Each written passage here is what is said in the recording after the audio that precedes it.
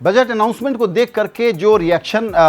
Financial sector से आया है या कहिए बाजार से आया है वो ये है कि ये बजट कंजम्पशन को बढ़ाएगा, यानी कि टैक्स छूट और किसान का पैसा जो एक तरफ 18,000 करोड़ रुपए और किसान वाला करीबन 75,000 करोड़ रुपए अगर ये सिस्टम में आएगा, चलन में आएगा, तो इससे डिमांड की किन होगी, लोग खर्च करेंगे और उससे फिर यहाँ से इकोनॉमी बढ़ेगी। लेकिन ये हमको आने वाले दिनों में देखना पड़ेगा कि ये कितना बड़ा स्टिमुलस बनेगा और ये पैसे कब बाजार में आएंगे। अगर टुकड़ा टुकड़ा आएंगे, ड्रिप्स में आएंगे, तो इसका बहुत ज़्यादा असर आप इकोनॉमी को स्टार्ट होते में देखें, ऐसा ज़रूरी नहीं है।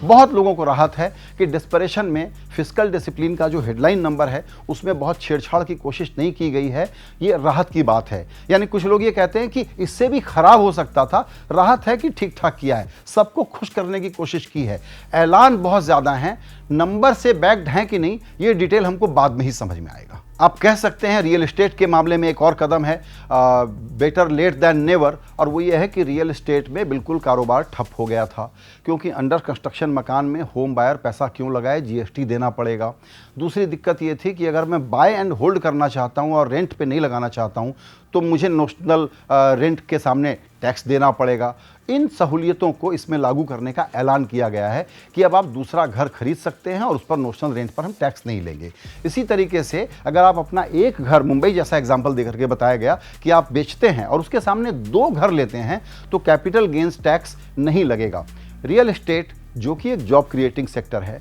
वहाँ पर बहुत बुरी हालत है। ये बातें पहले से पता थी, ये कदम सरकार पहले उठा सकती थी, लेकिन चूंकि अभी डिस्ट्रेस इतना ज़्यादा है और असेंबली चुनावों में इनके मूल वोट आधार का जो नाराज़गी है वो साफ़ हो गई है, तो यहाँ उनको भी एक प्रकार से खुश करने के लिए, उनको भी थोड़ा एक राहत देने के लिए रियल एस्टेट से जुड़े हुए जो अनाउंसमेंट किए गए हैं लॉजिकल हैं, अच्छे हैं, लेकिन देर से किए गए हैं।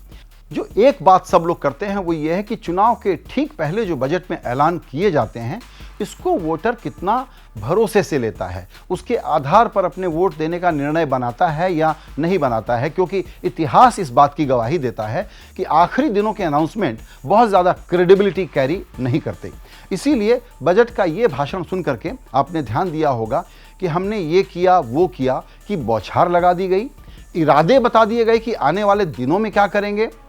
बात पता लग गई कि डर है कि किस किस वोट आधार को हमको खुश करने के लिए इसमें ऐलान कर देने हैं। अब इसका फ़ायदा मिलेगा कि नहीं मिलेगा ये एक बहस का विषय बनेगा। नेट ये कहा जा सकता है कि ये बजट किसी को नाराज़ न कर दे, बल्कि नाराज़ लोगों को खुश करके इनको वोट दिलवा दे, इस इरादे से बनाया गया है। एक राहत की बात और है कि इसको अंतरिम बजट ही कहा गया है और वित्त मंत्री ने साफ किया है कि रेगुलर बजट तो जो अगली सरकार आएगी, इनकी हो या किसी की हो, वही लेकर के आएगी।